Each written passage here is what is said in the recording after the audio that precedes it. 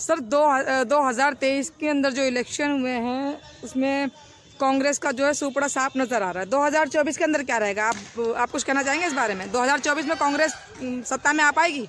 देखिए, जिस तरह कर्नाटक इन्होंने जीता था, जिस तरह नीतीश कुमार जी को फेस आगे करके ने के बाद जो इंडिया गठबंधन बना था, तो इन्होंने कर्नाटक में जीता और हिमाचल जीता। लेकिन जैसे ही इन्होंने नीतीश कुमार जी को साइडलाइन किया और जो जातिगत जनगणना बिहार से निकली थी, जो 63% जो है ना पिछड़ों की संख्या निकली थी, उनको इन्होंने दरकिनार रखा। एक तरफ तो Rahul Gandhi OBC OBC OBC करते रहे कि हम संगठन में भी देंगे, टिकटों में भी देंगे, लेकिन जमीनी स्तर पे वो नहीं कर पाए, जिस वजह से ये जो है ना राजस्थान में, छत्तीसगढ़ में और मध्य प्रदेश में हार गए। और दूसरा जो बड़ा मुद्दा था वो ईवीएम का था।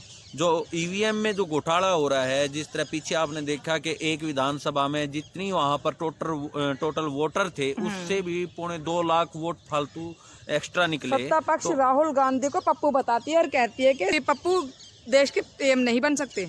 देखिए, ये तो कहने की बात है। ये तो अब पब्लिक ने नरेंद्र मोदी को भी पनौती बता दिया। जैसे वो मैच हारे तो पनौती बता दिया। अब भी ये इलेक्शन जीते हैं तो लोग कह रहे थे अगर नरेंद्र मोदी अगर देश में होता तो इलेक्शन नहीं जीतते। ये तो एक दूसरे पर आरोप प्रत्यारोप की बात है, लेकिन जो सच्चाई है वो ये है कि जो अति पिछड़े वर्ग को जो ये लोग सत्ता में जगह नहीं देना चाहते हैं, जो इस देश के माइनॉरिटी के जो लोग हैं, उनको ये लोग उनका उचित स्थान नहीं देना चाहते हैं, जिस वजह से ये लोग हार रहे हैं। और राहुल गांधी को इस बात को समझना पड़ेगा कि 2024 बिल्कुल नजदीक है।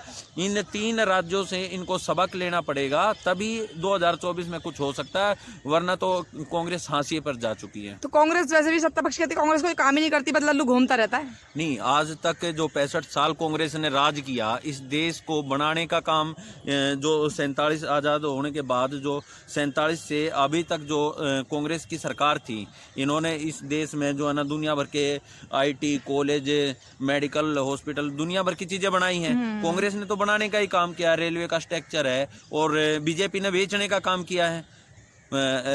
रेल बेच दी, सेल बेच दी, इंडियन कारपोरेशन बेच दी, बीएसएनएल बेच दिया। इन्होंने तो सारे प्रॉपर्टी डीलर होगा। ये प्रॉपर्टी डीलर है, बिल्कुल ये प्रॉपर्टी डीलर ही है। ये सारे देश की जो है ना जितनी भी जो यूनिट खड़ी करी थी कांग्रेस ने, वो सारी की सारी इन्होंने बेच डाली।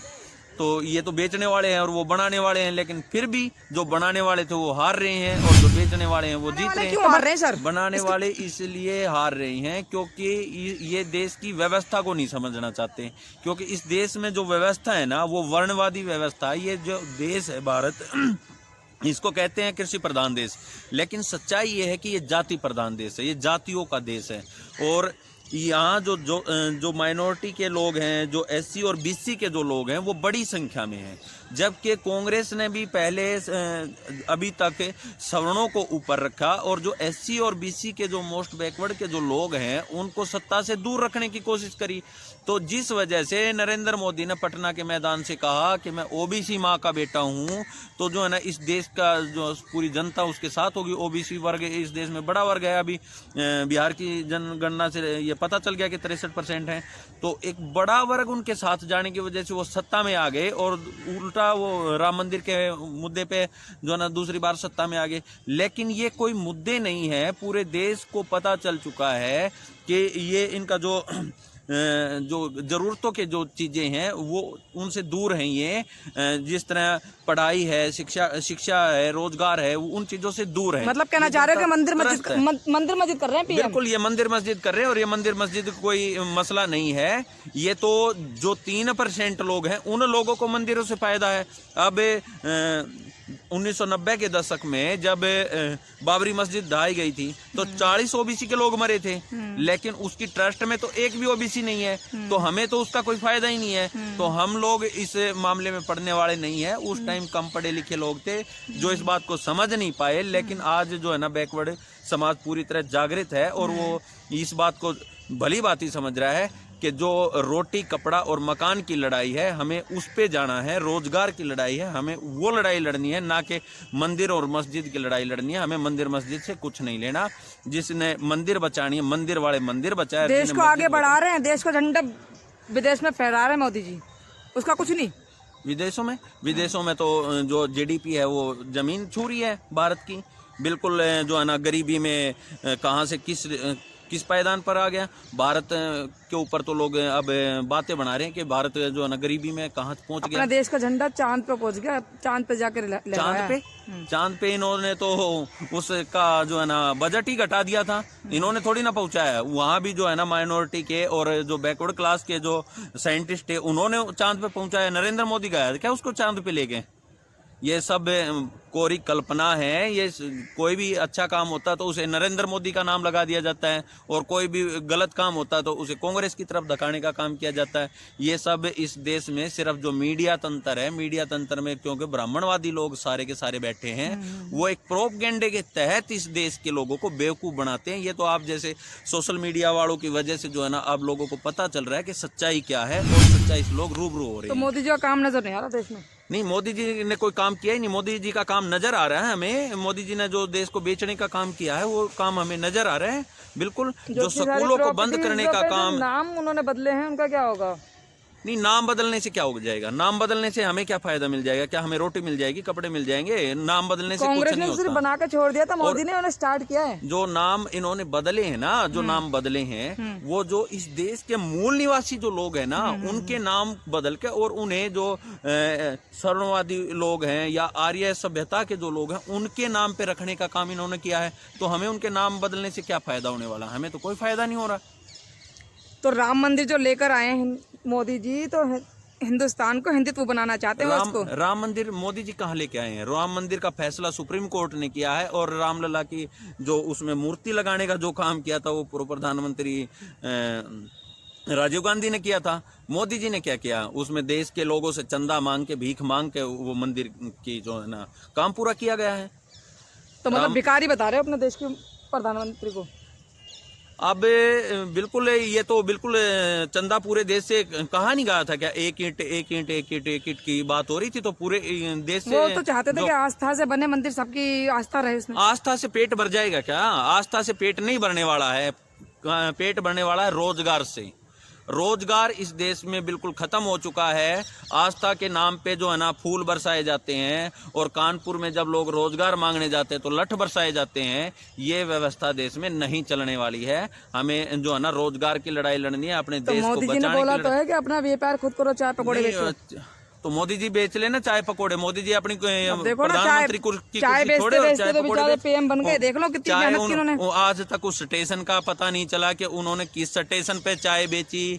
आज तक उस कैंटीन का पता नहीं चला वो कैंटीन कहाँ है। जिस स्टेशन का नाम वहाँ बताते उस टाइम पे कोई रेलवे स्टेशन ही नहीं था। ये सब का सब झूठ है। वो तो अपने आप को ओबीसी भी बता रहे थे, जबकि वो मोड़गाची जो है ना वहाँ तेल बेचने के जो व्यापारी हैं वो बढ़िया है। तो नरेंद्र मोदी से झूठा तो पूरी दुनिया में मुझे लगता कोई है ही नहीं। जुमलेबाज बता रहे हो आप? जुमलेबाज, बिल्कुल जुमलेबाज है, बिल्कुल जुमलेबाज है।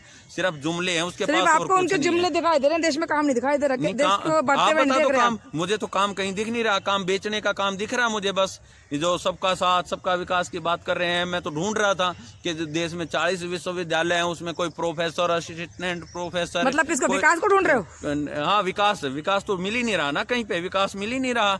सरकारी स्कूल बंद हो रहे हैं, प्राइवेटीकरण बढ़ रहा है, तो विकास कहाँ हो रहा है? क्या रोड बन रहे हैं? रोड पे हमें जो है ना टोल दे के जाना पड़ रहा है, तो कहाँ है विकास? सिर्फ रोड बने और रोड पे हमें टोल दे के जाना पड़ रहा है। वो प्राइवेट कंपनियों ने बनाए। तो मोदी जी ने क्या बनाया है? मोदी जी ने क्या बनाया? कहीं पे मैं तो ढूंढते चला रहे हैं मोदी जी।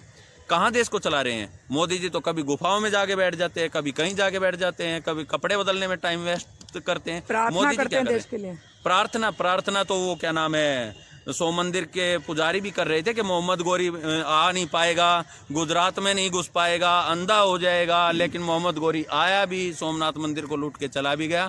प्रार्थना और प्रार्थना करने से कुछ नहीं होता। ये सब पाखंड की फालतू की बातें हैं। इस देश को बनाने के लिए जो प्रधानमंत्री के काम है वो काम करने पड़ेंगे, तब बात बनेगी। तो 2024 में कैसा रहेगा सर? 2024 में सुपड़ा साफ है बीजेपी का।